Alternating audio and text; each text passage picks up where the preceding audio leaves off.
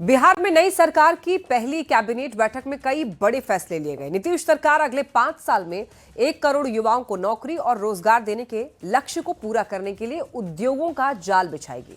बिहार पूर्वी भारत में निवेश का हब बनेगा। इसके लिए एक उच्च स्तरीय समिति भी गठित कर दी गई है। बंद पड़ी चीनी मिलों को शुरू करने के साथ साथ नई चीनी मिल भी शुरू की जाएगी। देखिए रिपोर्ट।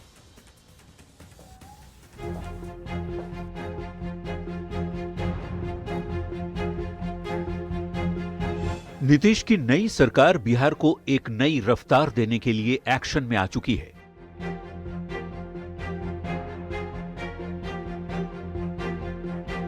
पहली ही कैबिनेट की बैठक में सरकार ने कई बड़े फैसले लिए हैं, जिससे लगने लगा है कि अब बिहार में रोजगार की बहार आने वाली है। 5 साल में 1 करोड़ नौकरी और रोजगार का लक्ष्य रखा गया है। बिहार में उद्योगों का जाल बिछाने का लक्ष्य भी तय किया गया है। बिहार में न्यू एज इकोनॉमी के निर्माण का लक्ष्य रखा गया है।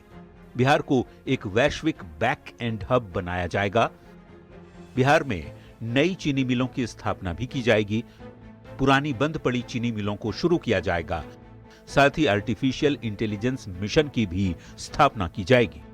इन फैसलों को जमीन पर उतारने के लिए कैबिनेट में एक उच्च स्तरीय समिति भी गठित की गई है, जो निवेश, उद्योग और रोजगार के मॉडल पर अपनी रिपोर्ट देगी। कुछ निर्णय हुए हैं, वो उद्योग के जाल को बिछाने का है और बड़े पैमाने पर रोजगार सृजन का है। इन बड़े फैसलों पर बिहार की राजनीति भी गर्मा गई है। विपक्ष इसे जनता की आंखों में धूल झोंकने की कोशिश करार दे रहा है, तो उद्योग मंत्री कह रहे हैं कि ये सरकार की दूरदर्शी सोच का ही हिस्सा है। 20 वर्षों में जिस सरकार ने चीनी मिल और बिहार में उद्योग धंधे की स्थापना के लिए कोई कार्य नहीं किए हों, फिर से नई सरकार बनने के बाद सब बात दिखाने का काम किया है, लोगों के बीच भ्रम जाल फैलाने का काम किया है। बिहार के औद्योगिक क्रांति को गति देने और राज्य को आत्मनिर्भर बनाने के लिए उद्योग विभाग की बहुत बड़ी भूमिका है और हमारा लक्ष्य है कि बिहार को निवेश हब बनाया जाए, जहां हर वर्ग के लोग उद्यमिता से जुड़ सकें और रोजगार के लिए अवसर सृजित कर सकें।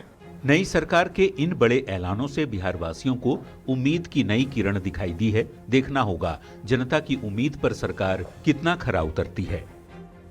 न्यूज़ 18 के लिए पटना से संवाददाता संजय कुमार के साथ ब्यूरो रिपोर्ट।